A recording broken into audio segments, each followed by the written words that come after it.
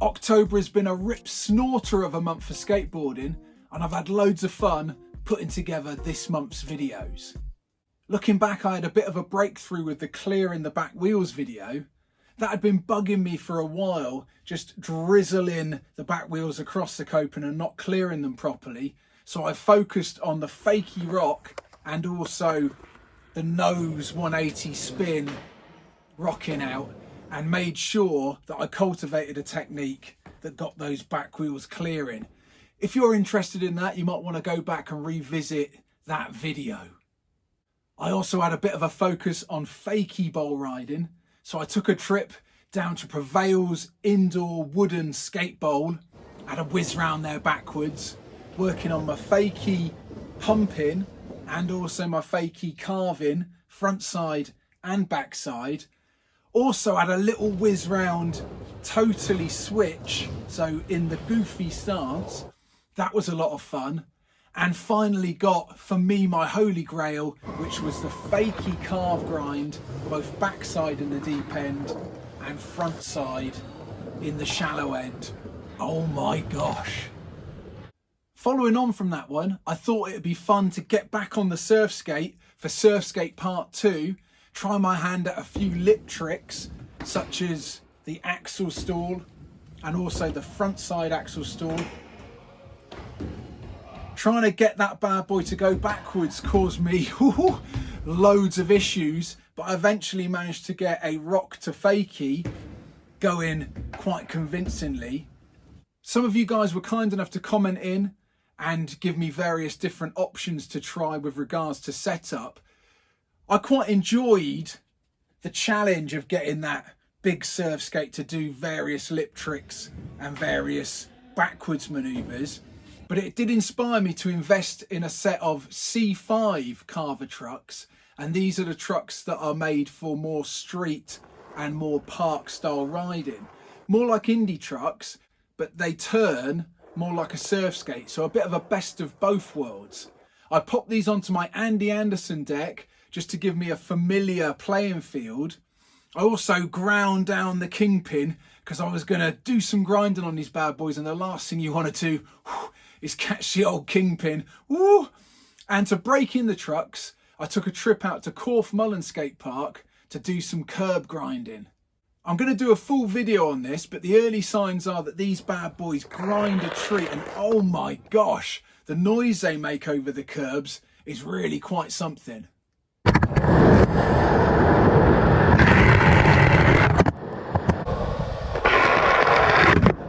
While I was there, I thought it was churlish not to see if I could get a few slappy grinds on the big Surfskate as well. I fitted new wheels to that, and again, that was another comment that you guys were kind enough to make. So I've put some 65mm blood oranges on there. And again, the early signs are that those work a treat for a bit more street style surf skating. Following on from the curb session, I was keen to see how the Carver C5 trucks operated for carving and also for doing some lip tricks. So I took the opportunity to stop off at the Duck Lane Bowl on the way home. Tried a bit of carving and pumping on the street, and I have to say these trucks have that familiar Surfskate feel where you can pump speed into your run by keeping all four wheels on the ground and doing your turns. Also tried hopping off the curbs as well. I'm going to do a full video where I compare the Carver C5 trucks to independent trucks. I'm going to set them up on the same deck, so I've got a perfect comparison of the two. I then had a little dabble with some lip tricks. I wanted to see if these C5 trucks go backwards better than my regular Surfskate, and I have to say they definitely feel a lot more stable when you rock to Fakey and go into tricks from the Fakey up onto the lip. I had to do a bit of practice just to get used to the feel of riding backwards on the C5 trucks. Certainly not as easy as the independents, but definitely possible with a bit of practice to get a nice, smooth, functional rock to Fakey and also be able to pump Fakey into lip tricks. The last job was to take a spin down the snake run, see how these trucks performed carving through the pockets. Probably the strongest part of this truck setup is its ability to provide a nice surfy carving turn on a regular skateboard deck in the park. So I look forward to doing a full review of the C5 truck up against my regular Indy trucks. Next up, it was time to go for the big kahuna burger. Whew, the backside air, and oh my gosh, I had to pay for that one in flesh. There were some good size stacks, and it took me a good week to recover from that one. Elbows, hips. My main goal in that video was to get up out over the coping, and that's been a goal of mine since I started skateboarding a couple of years ago. So it was a great feeling to get one or two to nip over the top.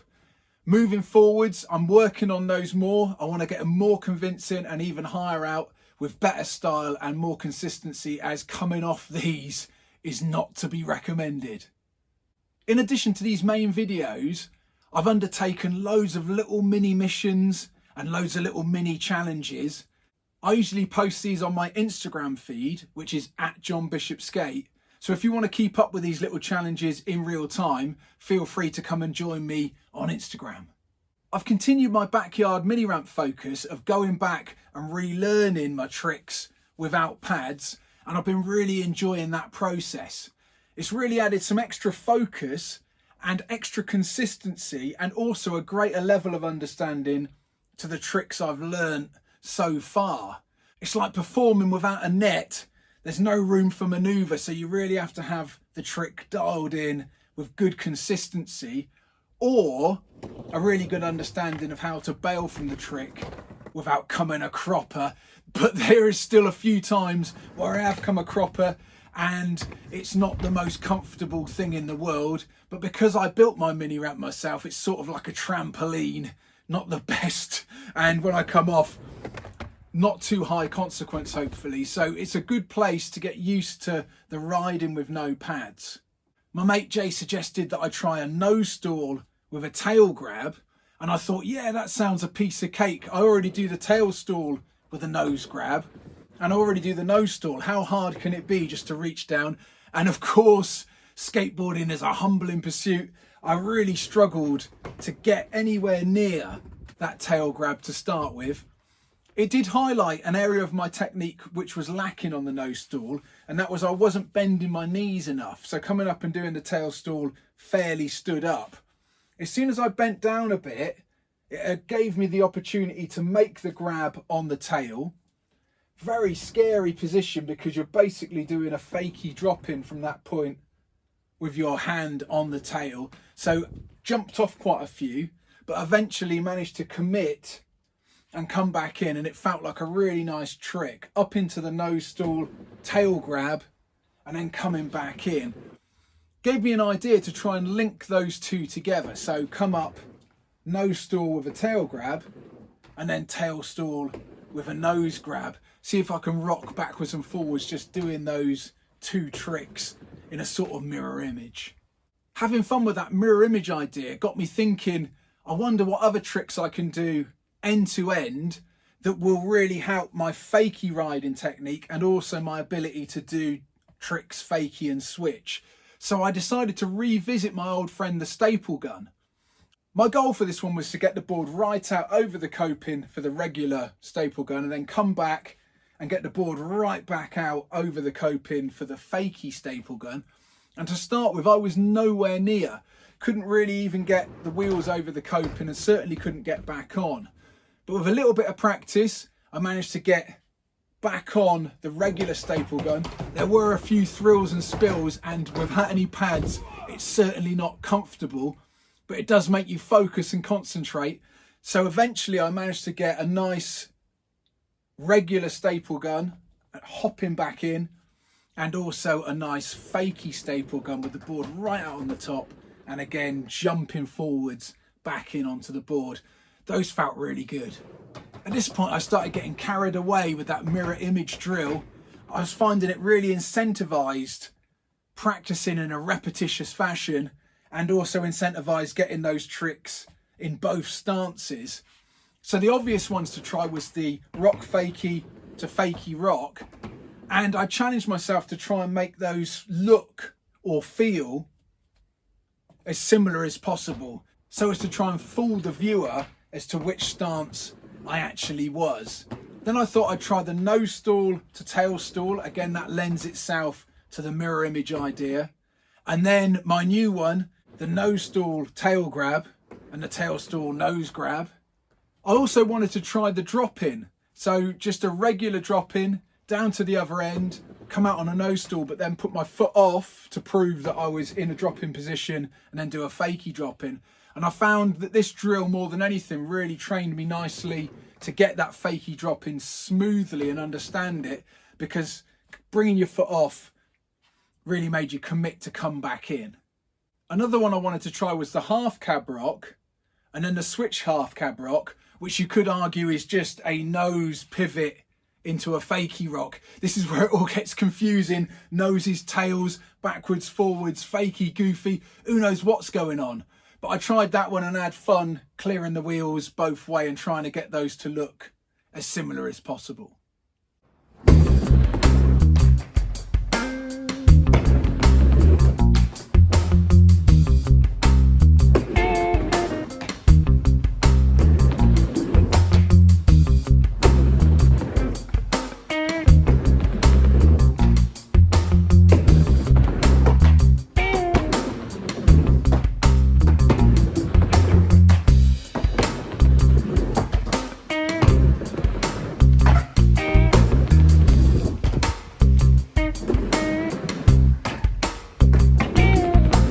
I also started tinkering with the seedlings of a new trick. For a while I've been wanting to work in a tail stall shove it, and I had an idea to do a tail stall shove it into a kamikaze drop in, and oh my gosh, to start with that shove it I was getting nowhere near. I found that I just needed to keep the board as horizontal as possible coming up to the coping. That meant with the tail stall not coming up right on top but leaving it horizontal, and then it was a case of doing the shove it movement and catching it with the front foot. That took me a while to get, but eventually I managed to start fudging them back onto the coping. With a bit of practice I managed to get a couple of scrappy ones that I think I could sort of claim, but they weren't clean.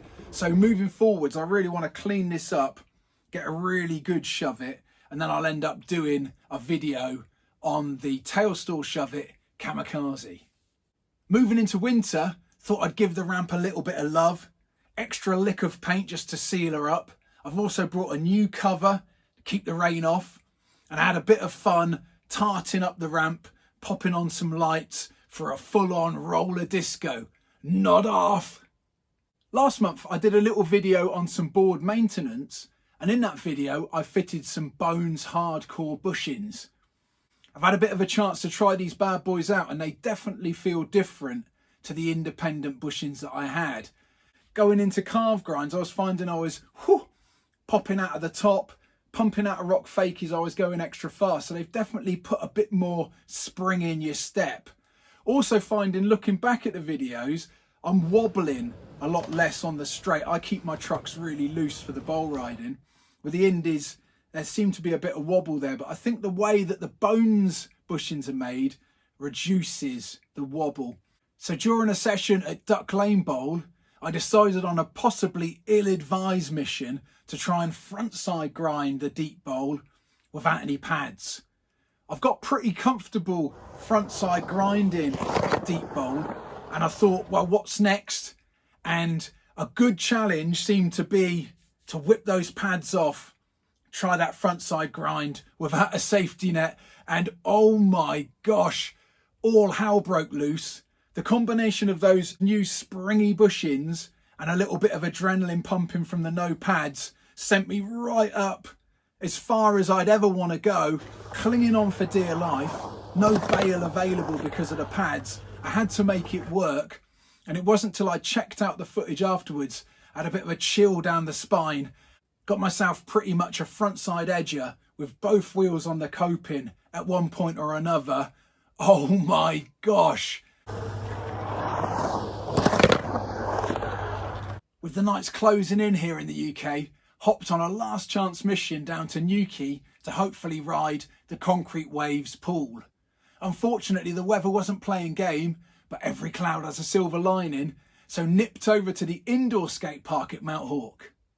I always love having a bit of a spin on their competition vert ramp, whizzing backwards and forwards, knees are knocking, usually get locked into a battle of wheels, seeing if I can get up onto that coping.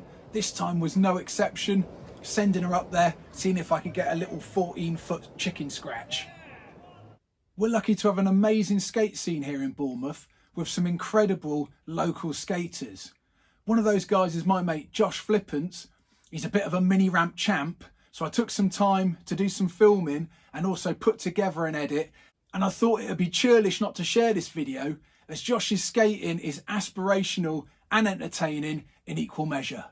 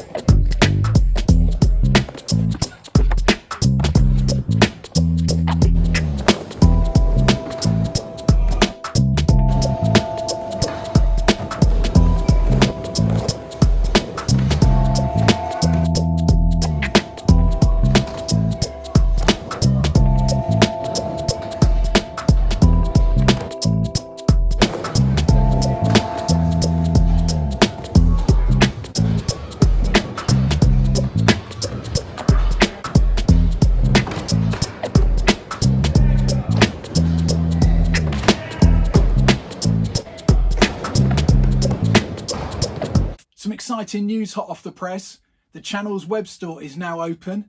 Head over to johnbishopskate.bigcartel.com and there you can purchase the first edition, yeah, that's right, t-shirt. This has got a nostalgic flavour based on the logo of a famous skate video from the early noughties. It's got the John Bishop Skate logo on it, printed on a quality t-shirt. So I'll pop a link in the description below. You can click on that and it'll whiz you straight there. Well, that's it for the October Sessions video. If you're new to the channel, why not hit subscribe? I make new videos every month. As ever, my name's been John Bishop and I'm a middle-aged guy learning how to skate.